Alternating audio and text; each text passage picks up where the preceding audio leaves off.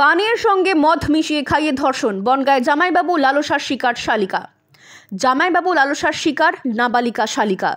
ঠান্ডা পানীয়ের সঙ্গে মাদক মিশিয়ে খেতে দেওয়া হয়েছিল ওই নাবালিকাকে। সে অচৈতন্য হয়ে পড়লে গুণধর জামাইবাবু তাকে ধর্ষণ করে বলে অভিযোগ। নক্কারজনক ঘটনাটি ঘটেছে উত্তর 24 পরগনা বনগাঁ এলাকায়।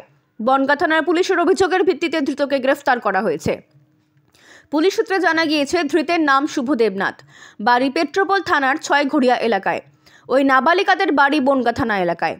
বছর খানেক আগে শুভর সঙ্গে নির্যাতিতা দিদির বিয়ে হয়েছিল। অতি সম্প্রতি ওই নাবালিকার মা কাজের সূত্রে পুনে গিয়েছিলেন। বাড়িতে ছিল ওই একা নাবালিকা। দিদি ও জামাইবাবু বনগাঁয় ওই বাড়িতে যান। স্ত্রী ও শালিকার সামনেই মদ্যপান করেন শুভ।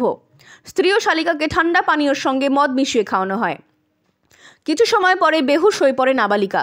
এদিকে শুভর স্ত্রী অসুস্থ বোধ করায় বাথরুমে গিয়েছিলেন। সেই সুযোগে ওই ব্যক্তি বাইরে থেকে বাথরুমের দরজা বন্ধ করে দেন।